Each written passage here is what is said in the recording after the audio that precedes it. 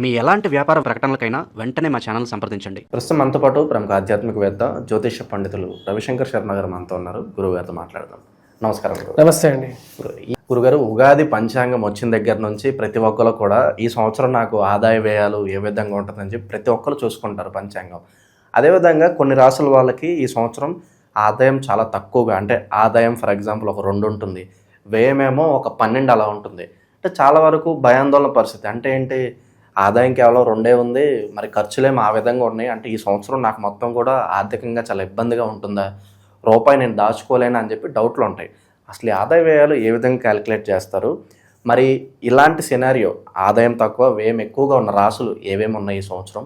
మరి ఇలా తక్కువగా ఉన్న రాసులు ఏమైనా పరిహారాలు చేసుకుంటే బాగుంటుందంటారా? ముఖ్యంగా వచ్చేటప్పటికి ఆదాయ వ్యయాలు వచ్చేటప్పటికి అది ఒక నెంబర్స్ కాదు, మనం అది ఒక క్యాలిక్యులేషన్ ఇదన్నమాట. అంటే గురువు యొక్క, అంటే రాశ్యాధిపతి ఆ సంవత్సరానికి ఎవరైతే అవుతారో, అంటే గురువు కుజుడు మెయిన్గా ఉండేటువంటి గ్రహాలు ఎప్పుడైతే క్యాలిక్యులేషన్ చేస్తారో వీటిలో కన్సిడర్ చేసేది గురువుని. గురువుతో పాటు కుజుడు, రాహువు, కేతు యొక్క స్థితిని పెట్టేసేసి 12 రాసులకి ఆదాయ వ్యయాలు కనుక్కోవటం అనేది జరుగుతుంది. అది ఫస్ట్ క్వశ్చన్ ఆన్సర్. అది అంటే ఆదాయ వ్యయాలు అనేది జస్ట్ న్యూమరికల్ వాల్యూ అయితే కాదు. ఇంకోటి ఏంటంటే, ఇప్పుడు ఈ యొక్క ఆదాయ వ్యయాలు అంటే ఇప్పుడు మీకు ఆదాయం 2, వ్యయమేమో 11 ఉందనుకోండి. అంటే ఏంటి, ఆ సంవత్సరం మీకు వచ్చేటప్పటికి మీకు వచ్చేటువంటి ఆదాయం అనేది తగ్గుతున్నది, కానీ మీకు వచ్చేటువంటి ఖర్చులు ఏవైతే ఉన్నాయో అవి పెరగబోతున్నాయి. ఫర్ ఎగ్జాంపుల్, ఒక అతను తన జీవితంలో వచ్చేటప్పటికి అప్పటిదాకా బ్యాచిలర్గా ఉన్నాడు, తనకు 30-40 వేలు జీతం వస్తుంది. తనకి ఆ సంవత్సరంలో వివాహం జరిగింది.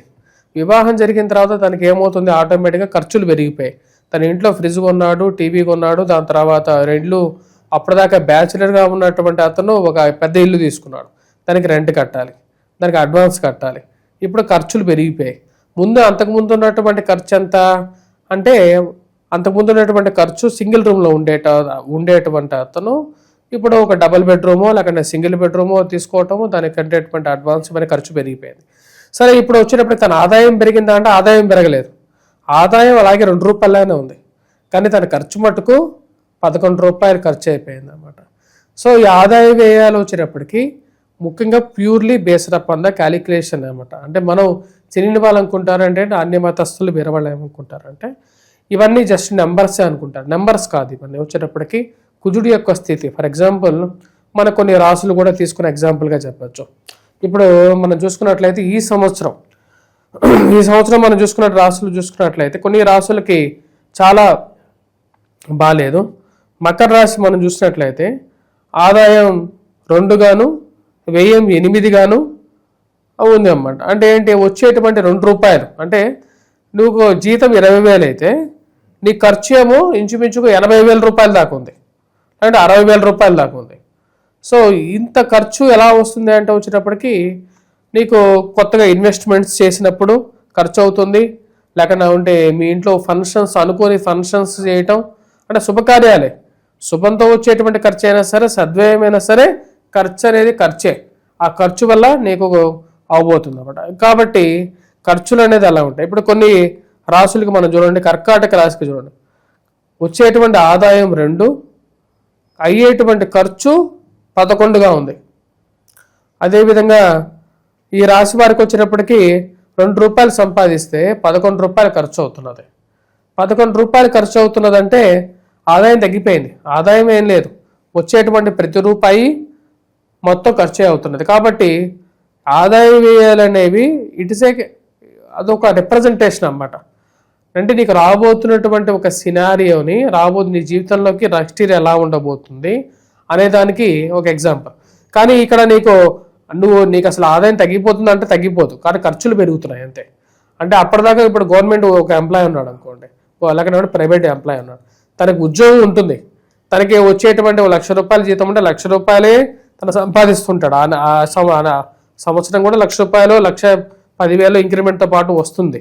కాకపోతే తనకు అయ్యేటువంటి ఖర్చు పెరగబోతుంది. అంటే ఈఎంఐలు తీసుకోవటం, కొత్తగా ఒక ఆస్తి కొనటం, లేదంటే ఇంట్లో ఒక అనుకోని ఫంక్షన్ చేయాల్సి రావటం, లేకుంటే ఎక్కడికన్నా కొత్త కారు కొనటం, మళ్ళీ దానికి ఈఎంఐ కట్టడం, అలా ఆటోమేటిక్గా తనకు వచ్చేటువంటి 1,00,000 రూపాయలు సరిపోవు. అంటే తను కట్టాల్సినటువంటి ఈఎంఐ పెరిగిపోతుంది, తనకు వచ్చేటువంటి సేవింగ్స్ అనేవి at the end of the day ఆదాయం అంటే ఏంటి? నువ్వు తీసుకెళ్ళి నీ బ్యాంక్ అకౌంట్లో వేసుకునేటువంటి డబ్బే నీ ఆదాయం. ఇప్పుడు జనరల్గా రోడ్ హైదరాబాద్ చూసుకుంటే అందరూ ఈఎంఐలో ఉన్నారు. ఈఎంఐలో ఉండి ఈఎంఐ కార్లో తిరుగుతూ ఈఎంఐ గృహంలో ఉంటూ ఈఎంఐలో ఉంటారు. కానీ అది ఆదాయం కాదు, అది యాక్చువల్గా. ఒకప్పుడు మన పూర్వీకులు ఏం చెప్పారు, ఆదాయం అంటే ఏంటి? నువ్వు సంపాదించేటువంటి డబ్బు ఇంటికి తీసుకెళ్ళి ఇంట్లో దాచుకుంటే అది నీ ఆదాయం. కానీ ఇప్పుడు అందరూ ఆదాయం అంటే నువ్వు ఈఎంఐ కట్టడం ఆదాయం కాదు అది. సో నీకు ఆటోమేటిక్గా నువ్వు అప్పు సృష్టిస్తున్నావు అన్నమాట. అప్పు సృష్టిస్తున్నావు, అప్పులోనే జీవిస్తున్నావు, కాబట్టి అది ఆదాయం అవ్వదు. సో అది కూడా ఖర్చు కింద మనం లెక్కేసుకున్నట్లయితే మన ఆదాయం ఇప్పుడు 11గా ఉంది. ఎందుకంటే తను ₹1,00,000 జీతం ఉంది కాబట్టి తొందరగా తను చేసేటువంటి కొత్త ఖర్చులు కానీ, పిల్లలకి కొత్త ఎడ్యుకేషన్ పుట్టడం కానీ వీటి వల్ల పెరుగుతుంది అంతే. మరి మిగతా విషయాలు మనం గమనించినట్లయితే గురుగారు, ఈ సినేరియోలో ఉన్న వాళ్ళకి మరి వ్యాపారం చేసే వాళ్ళు ఎవరైతే ఉన్నారో వాళ్ళు ఎలాంటి జాగ్రత్తలు తీసుకోవాలంటారు? ఇప్పుడు మెయిన్గా వచ్చేటప్పటికి వ్యాపార విషయాలు, ఇప్పుడు నేను మెయిన్గా ఇప్పుడు మన ఆదాయ వ్యయాలు చూసి భయపడాల్సినటువంటి అవసరం ఎప్పుడూ ఉంటుంది. ఎందుకంటే జ్యోతిష్యం క్లియర్గా మంచి వాడి దగ్గర ఎప్పుడైనా సరే జ్యోతిష్యం చెప్పించుకోవాలి. మరి జ్యోతిష్యాల్లో కూడా చాలామంది మోసం చేసేటువంటి వారు ఉన్నారు, అది నాకు కూడా తెలుసు. కానీ ఇప్పుడు జ్యోతిష్యంలో భయం పెట్టి మోసం చేయాల్సినటువంటి అవసరం లేదు. జ్యోతిష్యం ఎప్పుడు ఏం చెప్తుంది? జ్యోతిని అంటే నీకు దారి చూపించేటువంటిదే. ఇప్పుడు రాబోతున్నటువంటి ఖర్చులు రాబోతున్నాయి, ఆ ఖర్చులకి తగినటువంటి విధంగా నువ్వు రెడీ అవ్వమని చెప్తుంది అన్నమాట. నీకు ఆదాయం ముందుగానే తెలిసిపోయింది కదా, నెక్స్ట్ ఇయర్ ఎలా ఉండబోతుంది అనేది. ఈ సంవత్సరం ప్రారంభ సంవత్సరంలోనే జనవరి ఫిబ్రవరిలోనే ఆదాయ వ్యయాలు, రాజపూజ అవమానాలు కూడా నీకు పంచాంగాలు బయటకు వస్తున్నాయి. కాబట్టి రాబోతున్నటువంటి పరిస్థితిని ముందుగా గమనించి దానికి తగిన విధంగానే మనం రెడీ అవ్వాలి.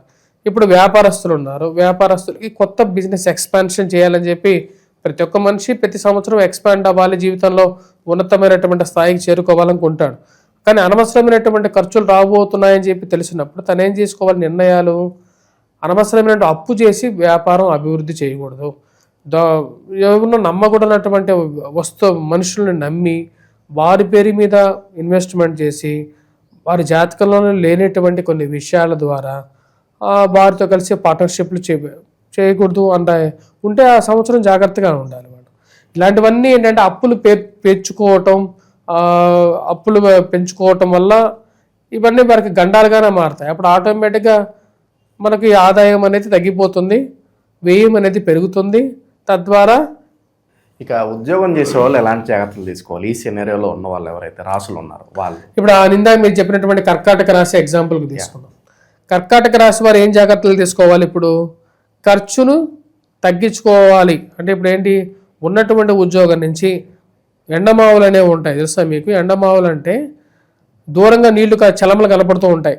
మెయిన్గా వచ్చేటప్పటికి ఓయాసిస్ అంటారు కూడా, ఎక్కడ ఎడారిలో కనపడుతుంటాయి అన్నమాట.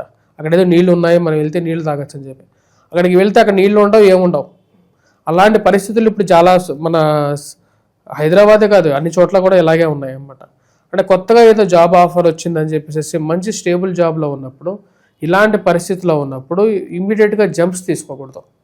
మీ జాతకరీత్యా బాగున్న అవకాశాలు బాగున్నప్పుడు 1-2 సార్లు ఆలోచించి నిర్ణయాలు తీసుకోవాలి. అదే మనిషి జాతకానికి చెప్పేది, ఇప్పుడు ఎవరైనా చెప్పేది. మనిషి చేసేటువంటి స్వయంకృత అపరాధాలు ఎక్కువగా ఉంటూ ఉంటాయి అన్నమాట. స్వయంకృత అపరాధాల వల్లే వచ్చినప్పుడు కష్టాలు పడుతూ ఉంటాడు. ఇప్పుడు ఈ ఎగ్జాంపుల్గా చెప్పినటువంటి విషయంలో కొత్తగా వస్తువులు కొనేటప్పుడు జాగ్రత్తలు తీసుకోవాలి. ఎందుకంటే ఆదాయం 2గానే ఉండబోతుంది, నీకు వ్యయం 11 అవ్వబోతున్నది. అనవసరమైనటువంటి ఖర్చులకి పెట్టకూడదు. ఆన్లైన్ షాపింగ్లకి దూరంగా ఉండటం మంచిది. నియంత్రించుకోవటం. చాలామంది ఆన్లైన్ షాపింగ్ అనేది ఒక అలవాటుగా కూడా కొంటూ ఉంటారు. కొన్న వస్తువే కొనేవాళ్ళు కూడా ఉంటారు. కొంచెం వర్షన్ మారిందంటే ఇది కాదు, ఇది తీసేసి కొత్త కారు కొనాలి అని చెప్పేటువంటి మెంటాలిటీ ఉండేటువంటి వారు కూడా ఉంటారు. కాకపోతే ఈ సంవత్సరం మీ ఆదాయం 11గా ఉంది, లేకపోతే మీ వ్యయం తక్కువగా ఉంది అన్నప్పుడు మీరు ఎన్ని పనులు చేసినా సరే సరిపోతుంది. కాకపోతే మీ ఆదాయం 2గా ఉండి మీ వ్యయం 11గా ఉన్నప్పుడు చాలా చాలా క్రిటికల్గా, చాలా జాగ్రత్తగా తీసుకొని నిర్ణయాలు. మరి ఇలాంటి పరిస్థితులు ఉన్నప్పుడు కాస్త మరి ఎలాంటి పరిహారాలు చేసుకోవాలి గురుగారు? మెయిన్గా కొన్ని రాసుల వారికి మనం ఇందాక చూసినటువంటి కొన్ని రాసుల్లో కూడా మనం చూసుకున్నట్లయితే ఈ సంవత్సరం మనకు ఆదాయం తక్కువగా ఉన్నటువంటి వారు వృషభ రాశి వారికి ఆదాయం 5, వ్యయం 14 ఇంచుమించు వారికి కూడా అలాగే ఉంది పరిస్థితి. మరియు అదేవిధంగా కర్కాటక రాశి ఇందా చెప్పిన విధంగా 2, 11 వాటితో పాటు మనకు తులారాశి వారికి కూడా ఆదాయం 5 వ్యయం 14గా ఉంది. అదేవిధంగా వచ్చేటప్పటికి మకర రాశి కుంభరాశి కూడా 2 సేమ్గా ఉన్నాయి, 2, 8, 2, 8గా ఉంది అన్నమాట. ఈ రాశుల వారు మెయిన్గా వచ్చేటప్పటికి ఈ సంవత్సరం ఖర్చు విషయంలోనూ జాగ్రత్తలు చాలా తీసుకోవాలి. మెయిన్గా ఖర్చు పెట్టేటువంటి ప్రతి రూపాయి 1-2 సార్లు జాగ్రత్తలు తీసుకోవటం, కొత్త వస్తువులు కొనేటప్పుడు దాన్ని నియంత్రించుకోవటం, ఎన్ని ఖర్చు పెడుతున్నామో 1-2 సార్లు ఆలోచించి ఖర్చు పెట్టడం, కొత్త అప్పులు చేయకుండా ఉండడం. అప్పులు చేయకుండా ఉండడం అనేది నియంత్రించేది ఎవరు అంటే కుజుడు. వీలైనంత హనుమాన్ చాలీసా పఠించండి, హనుమాన్ దేవాలయ దర్శనం చేసుకోండి. మరియు అదేవిధంగా వచ్చేటప్పటికి కొన్ని రాశులు, ఇప్పుడు కర్కాటక రాశి, వీటి రాశులు కూడా శని ప్రభావం కూడా ఉంది, మనం చెప్పాం ఇందాక విశ్లేషణలో కూడా చెప్పాం. కాబట్టి ఆ రాశుల వారు తద్వారా ఆ యొక్క ఫలితాలు చేసుకోండి. మెయిన్గా నియంత్రించుకోవటమే, మానసికమైనటువంటి నియంత్రణే అన్నిటికీ ముఖ్యం. ఓవరాల్గా మంచి విశ్లేషణ అందించారు గురుగారు, ధన్యవాదాలు.